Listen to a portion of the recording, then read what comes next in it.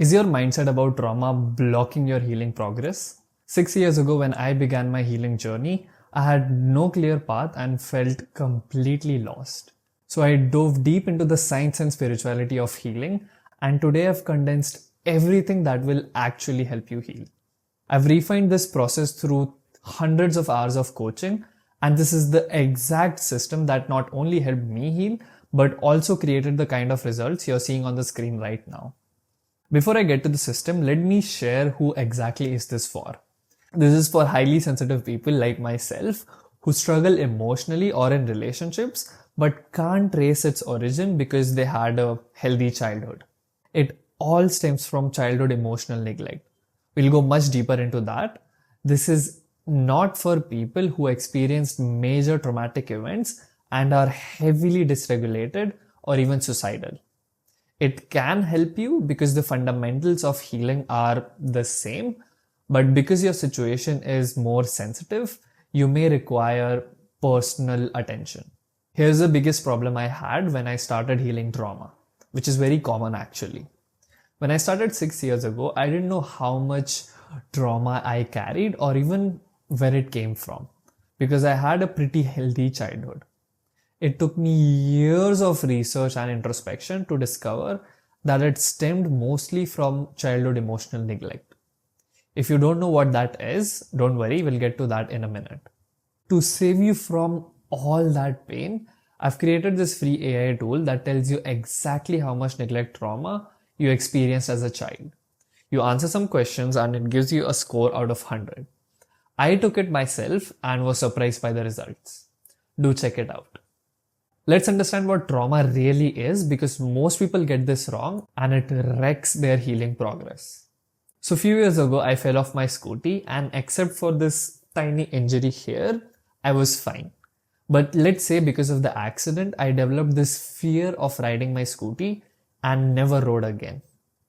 That would still be an injury, only a psychological one. So trauma is really a psychological injury. It's not something that happened to you like the accident, but rather something that happened inside you as a result of what happened to you, like the fear of riding. Because we've researched how two people can go through the exact same traumatic event and one can be traumatized and the other one comes out stronger. So what exactly causes these psychological injuries? When you experience a highly stressful situation, which causes overwhelming emotions, that is what causes a psychological injury. So if I fell off my scooty and experienced overwhelming fear, that could cause trauma leading to a lifelong fear of riding the scooty. So I understand trauma as a wound of unprocessed emotions. But here's what most people don't know about trauma, and it's impossible to heal without addressing this.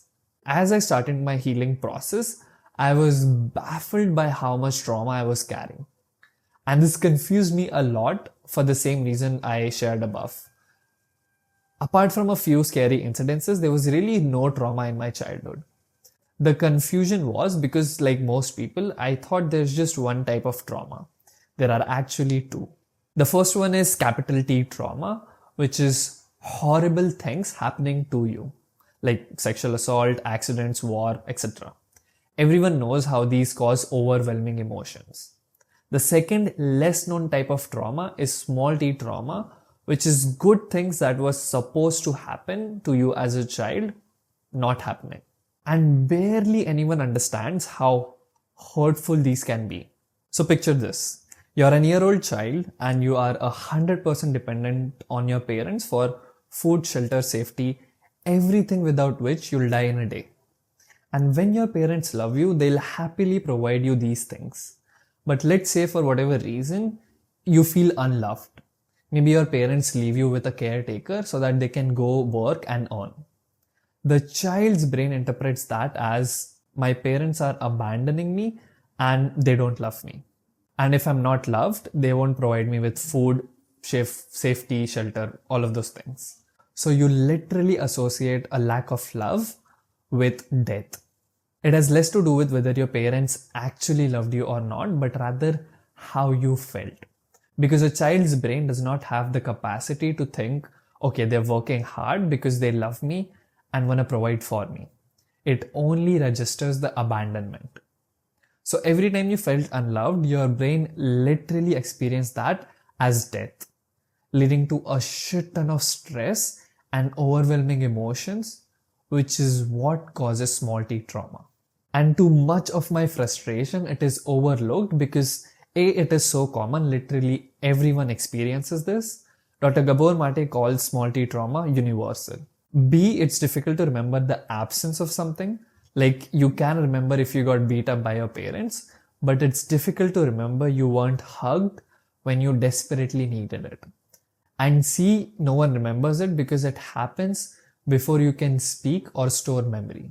If you want to know all the things that cause this invisible neglect trauma, don't forget to check out the test, which is quite comprehensive with concrete examples. And all the leading experts on trauma agree that small t trauma can be equally as damaging as capital T trauma. Now that you understand what trauma is, let me share the only few mindsets you need to heal trauma. Because I cleaned up this wound and protected it in the coming week, after my mini accident, it healed on its own. But let's say I ended up fracturing my bone, which got dislocated. I would have needed a plaster for the bone to be fixed in the right place for it to heal. I say this to establish that healing is not something special or requires a lot of effort. If the conditions are right, healing begins on its own. It's your default state. Doesn't matter if it's a physical injury or a psychological one. Not just for humans, but every living organism from cats to trees to an amoeba. If they incur an injury, healing begins on its own. So if healing is a natural state, what is it that obstructs your psychological healing? The story that I read in the book, The Body Keeps the Score, beautifully illustrates this. A 5-year-old boy, Naum, in New York on September 11, witnessed a plane crashing into the World Trade Center tower mere 500 meters away when he was being dropped at the school. Luckily for him, his father had just dropped him off, so he was able to reunite with him and return back to safety among this chaos. Later, when the author went to visit the family, Naum showed him a drawing that he made the very next day of this event. In the drawing, he drew a trampoline at the bottom of the towers to help the people who were jumping off of it. Not only did Naum was able to recover from one of the most horrific terrorist attack, but he was also using his imagination to learn and grow from it. How is that possible? Wasn't this the epitome of a traumatic and stressful event? The reason that Naum didn't get traumatized was because he was connected to his father throughout the stress. And he was able to return to safety, which are the two prerequisites for healing. They're actually really one and the same. Dr. Gabor Mate says that safety is not the absence of threat, but the presence of connection. So no matter how much stress you experience, if you feel connected during it and safe after it, you're able to heal from it like Naum. But if you feel alone and unsafe, that is when you incur a long-lasting psychological injury which doesn't heal. For the default healing to begin, safety and connection has to return again. I'll be sharing concrete practices for that in the coming sections. Which brings me to by far the most important thing I learned about healing and trauma. So picture this. You have a severe fever and need antibiotics for 5 days. A friend who cares a lot for you makes sure that you take them every day. But even after 5 days, he keeps bringing you the meds because he's terrified you'll get sick again. He means well, he's just confused and doesn't realize you need them anymore. That is what trauma is like. It's not an enemy, rather a well-meaning friend who once protected you. It continues to protect you because it's confused and doesn't know you are safe now. The reason for that is the part is still stuck in the time where that traumatic event happened. The best way to heal then is not to be what I call a trauma judge, someone who judges the stupid friend, fights it and wants to get rid of it at all cost. rather to be a trauma scientist, someone who is curious to understand the stupid friend, where he comes from, and how to make him trust that we are safe now. I'll share how exactly you can become a trauma scientist in a bit. Those were the basics of healing. The next section will provide you strong support throughout your healing journey. Imagine you're a prince in a video game and you're fighting the final boss, which is a giant dragon. And just before the fight, for some reason, you drop your sword, your shield, and armor. That would be pretty stupid, right? Because you're facing inner demons you've been running away from since your childhood, you need every bit of resources and support you can find on this journey. The fundamentals of health, diet, sleep, and exercise are like your sword, shield, and armor. Taking care of these helped and supported me on this taxing journey more than I can emphasize. And you don't have to do everything all at once. Small habits like walking after meals, fixing a sleep schedule, or including one cucumber in your meal builds results and momentum.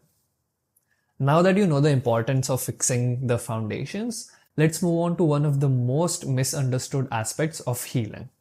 Understanding how your nervous system functions and reacts to trauma is super important to make sense of your current situation and start healing. I, for the longest time, thought that your nervous system is either activated through fight and flight or slowed down through rest and digest, like the accelerator and the brake of a car. But it's not so simple. Your nervous system instead functions like a ladder. At the top of the ladder is the parasympathetic state of social engagement. In this state, you feel safe, peaceful, and connected with loved ones. The second level is when you face a threat. Your sympathetic nervous system activates, that is, you get ready to fight or flight. Your heart pumps more blood to your muscles, your lungs take in more oxygen through faster breathing. But when you can't fight or flight the threat, your nervous system freezes to protect you. This is also a parasympathetic response in which your heart rate, your blood pressure, and your feelings all drop. Let me give you an example. So let's say as a child, you're playing around having fun. This is the state of social engagement. While playing, you end up breaking a very expensive glass vase. Your mother sees this, she gets furious and starts hitting you. You get anxious, but you can't fight her or run away. So the only option your nervous system has to protect you is to make you freeze and shut down. Repeated traumatic incidents causes your nervous system to get stuck in fight or flight, causing symptoms like anxiety, rage, overwhelm, or like in my case, your nervous system can get stuck in the freeze response, which causes brain fog, depression, chronic fatigue, and emotionlessness. Healing, just like we saw, happens when you move up to the calm and safe state of parasympathetic social engagement. I'll share how you can move out of the freeze state in the next section, but here's what will help you recover from the fight and flight mode. I had a client and she used to feel anxious all the time. She also had difficulty sleeping because she couldn't stop overthinking. She had tried forcing herself to sleep by pushing away the thoughts, but that only made things worse. Most of the times she scrolled on her phone until she passed out. I suggested her this breathing pattern just before sleeping called coherent breathing, which is inhale for 6 seconds, followed by a calm, relaxed exhale for another 6 seconds. Not only did her sleep quality improve drastically after doing it, but she loved the exercise so much that she started doing it between her work days whenever she felt anxious. Later, she told me her anxiety got better and she was much calmer during the day. Another powerful exercise is one that I learned from Dr. Andrew Huberman. It's called the physiological sigh, which is 2 consecutive inhales from the nose and a long extended exhale through thinly pursed lips. So this is what it looks like.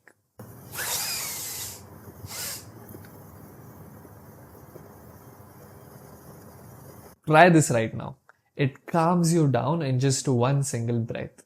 And you can do this in real time when you want to calm down, let's say before a meeting or an important conversation. Just do a couple of these and you're ready to go. No one will even notice. The key in both of these exercises is the slow and calm exhale, which moves you from the fight and flight up into the parasympathetic response. How much better your life would be if you could be even 20% calmer and grounded than you are now, because you took some time every day to regulate your nervous system. I personally use and suggest my clients this free app called Breathe, Relax and Focus, where you can set up custom breathing patterns, lie back and let the voice guide you.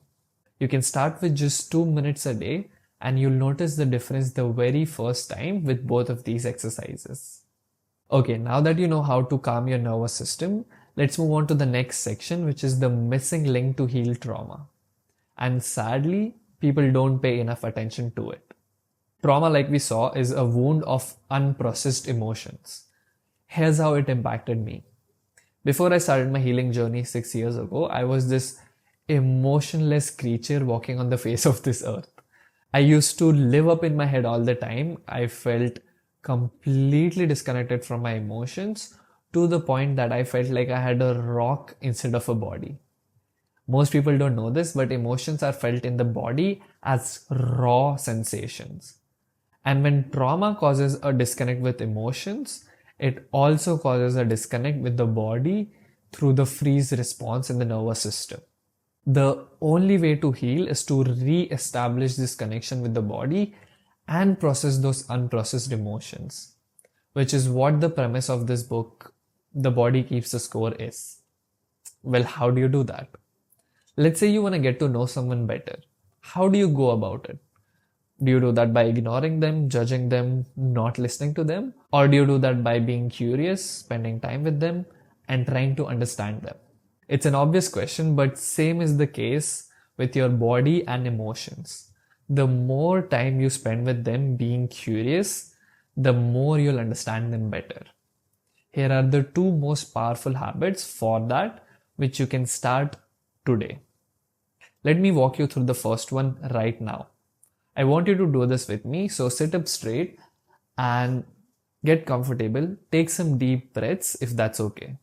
Now I want you to stretch your tricep like this. And as you stretch your tricep, I want you to go a little hard so that it becomes slightly uncomfortable. Now I invite you to close your eyes and notice this pain in your tricep. Just stay with it. Let's make the awareness more detailed. What does this stretch really feel like? Where do you feel the pain the most? How intense is it on a scale of 1 to 10?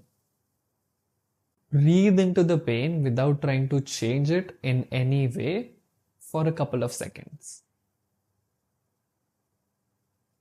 Feel free to open your eyes. So I just guided your attention in your body, specifically your tricep. This over time strengthens your muscles in the brain associated with body awareness. That is exactly why yoga in several studies was found to be extremely beneficial for people healing from severe trauma. If you can start a simple 10-minute yoga practice with any 3 poses and this mindset to feel inside the body for just a month, you will start to awaken a beautiful intelligence and awareness in your body. The second habit is the easiest way to improve connection with your emotions and body. It's this free app called How We Feel. It is so effective. I literally suggest this to every single one of my clients. It allows you to label how you're feeling using precise words. As soon as you open it, there are these bubbles and it asks you how you're feeling. There's even space to be curious about why you're feeling that emotion. And the most important feature of all, it helps you figure out where exactly you feel it in your body. For many of my clients, this is the first time they start noticing emotions in their body and start connecting with it. Just these tiny 30-second check-ins over a period of weeks and months increases your emotional intelligence and builds mastery over emotions.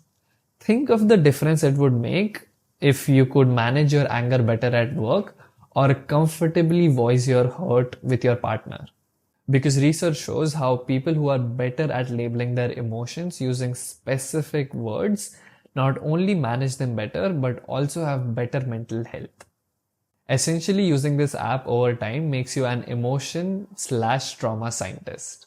In the next section, we look at how to specifically use this app for healing trauma. I've put up a home screen widget that asks me how I'm feeling whenever I open up my phone. I try to log in my emotion at least 3 times in my day, but I also do it when I just want to figure out what the fuck I'm feeling. Even the body is super important in healing. All of what we discussed until now was only touching the surface. The next section is what will help you heal your wounded inner child. Imagine you have 6 children, 3 of them ABC are very polite and well behaved, and the other 3 XYZ are naughty and chaotic. So you shower ABC with love and you distance yourself from XYZ.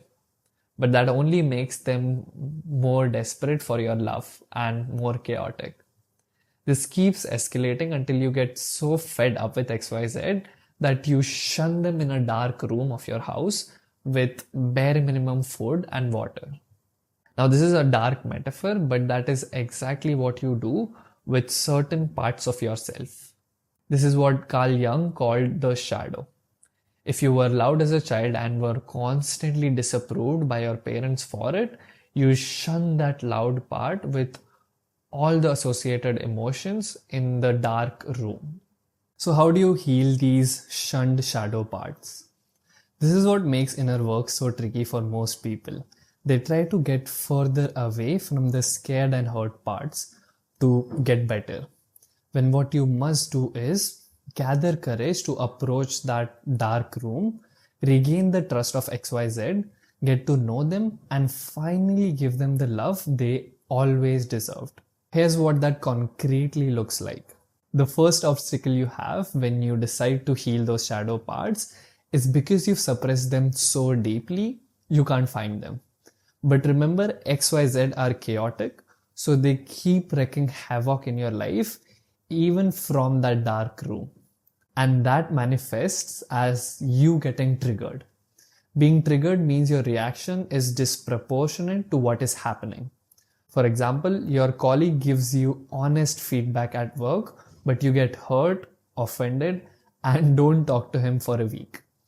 That's getting triggered. Every time this happens, it's XYZ speaking to you from that dark room. And there's gold in these triggers. You can track these triggers to find out your suppressed parts. So the next time you get triggered, use the How We Feel app to lodge in what you're feeling with a quick journal entry on what made you feel that way. If you just do this for a month, you'll understand your shadow parts and trauma patterns better than 90% of people. Once you find XYZ through trigger tracking, the second obstacle is that they don't trust you because you've treated them badly for years. Here's a shadow journaling exercise to gain their trust and start healing them. A couple of months ago, I was at a family gathering and a relative of mine shat on my choice of career, which is this. And that was super hurtful for me. I took a mental note of it, and when I came back home, I did this 4-step exercise. First, I wrote everything that I was feeling and thinking while being connected to any sensations in my body. I just wrote and wrote in my anger how I felt and all the hurt I wanted to inflict on that fucker. It's important to write freely and not be judgmental to anything that comes up, no matter how illegal it is. Once you're completely done with that, the next step is to respond to what you wrote as if you were to respond to your own child. If you have one, great. If you don't, imagine in the future. This step is what helps you be kind and compassionate to that triggered part that came up. It's important to be understanding and validating to all the emotions that come up. So I wouldn't respond with, you shouldn't have felt that anger towards the guy, he's just stupid. That in a way is invalidating my anger. Rather, I would say something like, it makes sense, that was so hurtful, and that you want to hurt him back. The third step is to go back and forth like you're having a conversation with your upset child, if needed. This might sound weird, but you'll be surprised how well the conversation flows. Once you're done, reflect on where this stems from in your childhood or past. For me, this incident went back to the hurt of being ridiculed by my family when I was a child. You can also modify this exercise to heal the wounds of specific traumatic events from the past. Here's how. So there was a study in which 200 odd students who went through a traumatic event in their past were chosen and were divided into 3 groups. The first group was asked to write what was going in their life currently. The second group were asked to write the details of the traumatic event. And the third group was asked to write the details of the traumatic event, the feelings they experienced back then, and the impact it had on their lives. They were supposed to do this for 15 minutes for 4 consecutive days. The students who wrote about the details, feelings, and impacts of the traumatic event not only had better moods and an optimistic attitude towards life, but they were in a better physical health. It was discovered by the researchers that the students in the third group had a 50% drop in doctor's visit as compared to the other 2 groups. Let this land for a second. A 50% reduction in doctor's visit from just 60 total minutes of writing about emotions from a past trauma. That's the power of this exercise. The only 2 changes if you want to work on a specific trauma instead of exploring triggers is the first step would become writing about the details, emotions, and impacts of that event, and the fourth step would most likely go out. I absolutely love this journaling, especially the second step where you bring in compassion. Because after doing this for a while, I noticed the voice in my head slowly transitioned from being extremely critical to pretty kind. And that became my second nature, which not only improved my well-being, but also helped a lot on my healing journey. So that is how you actually process trauma. But none of what I shared will help you unless you understand this next section. Let's try a fun exercise. What happens when I ask you to not think of a pink elephant?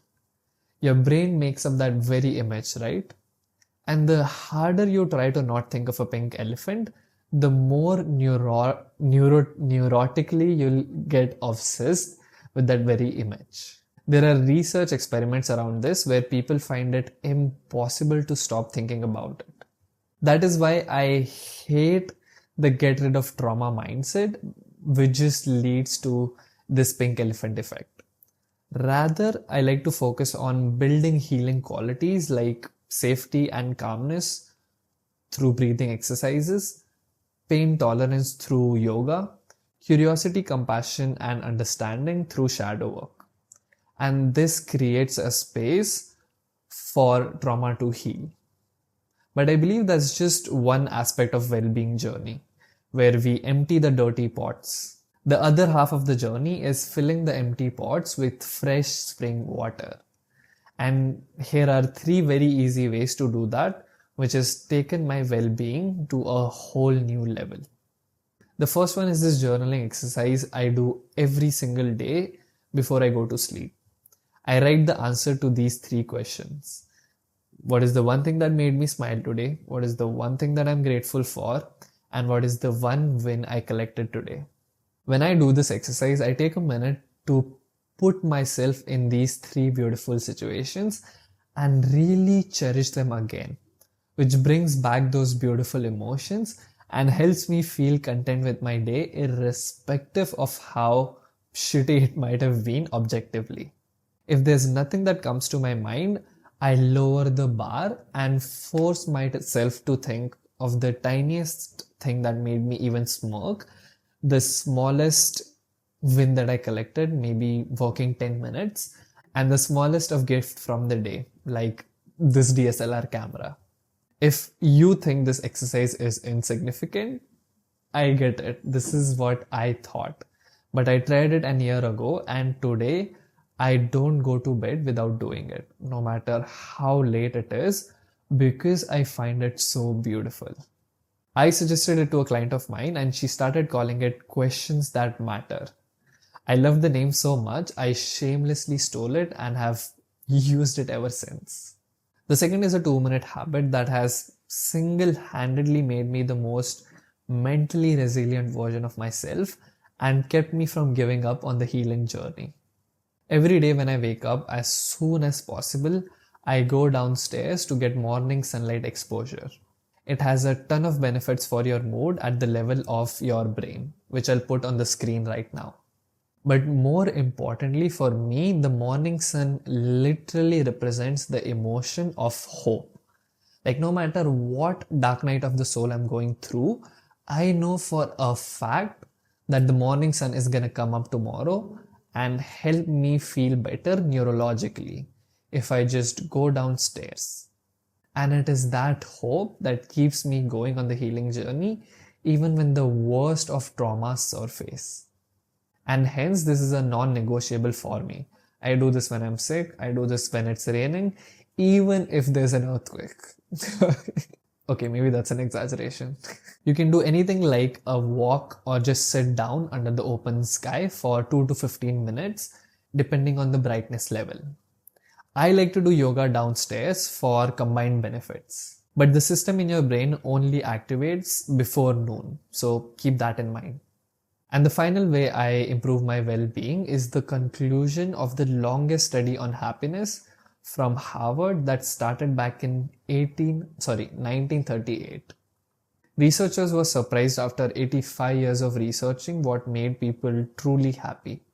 It wasn't things like earning a lot of money, like most people think, or even winning Nobel Prizes. Rather, it was deep, meaningful relationships. Not only people with meaningful relationships happier, their body and brain were literally healthier and they lived longer.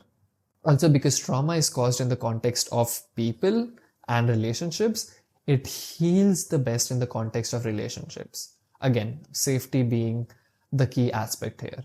It could be a therapeutic relationship, close friends, or intimate partners. The key to harnessing this power of relationships is working on your social life like you would work on your physical fitness. And just like physical fitness, small steps make a huge impact. Things like calling a friend instead of checking stories of people you don't even care about on social media. Taking effort to make plans and being emotionally vulnerable with loved ones is powerful.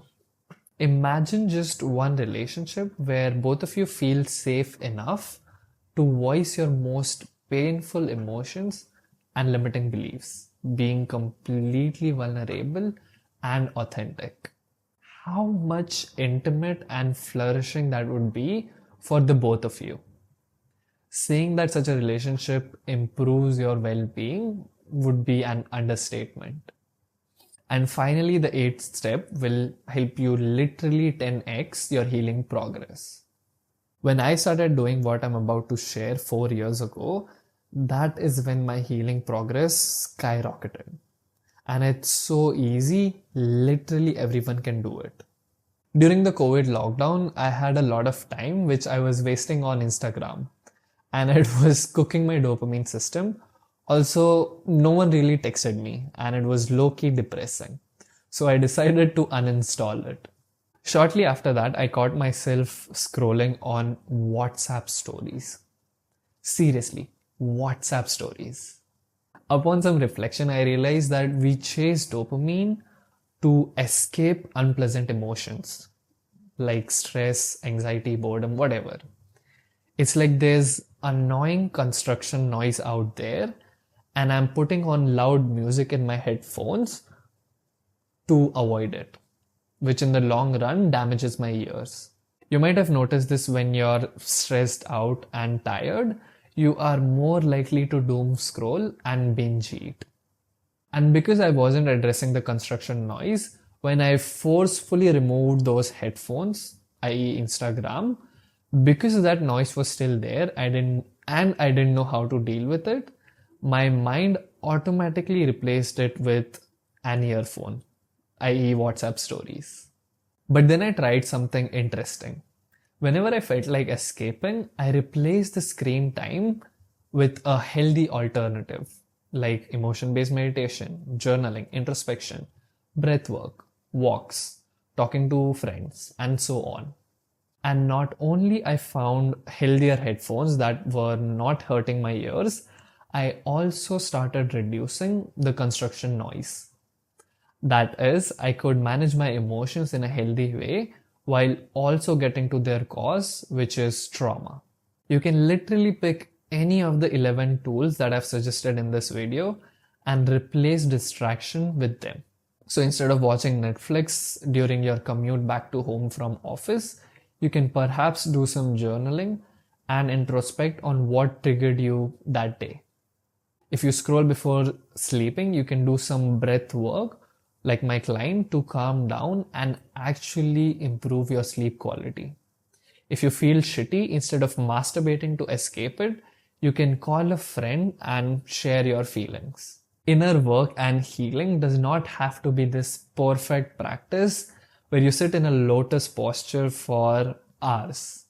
You can make these steps an effortless part of your days where you slowly understand your shadow parts, chip away at your trauma, and gain mastery over your emotions.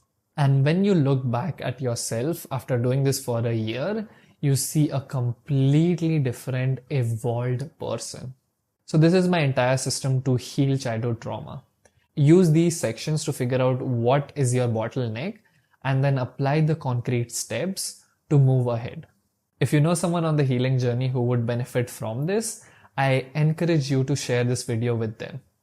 I've seen firsthand how even just a single right mindset or tool can make the difference of day and night. And I wish you luck on your healing journey.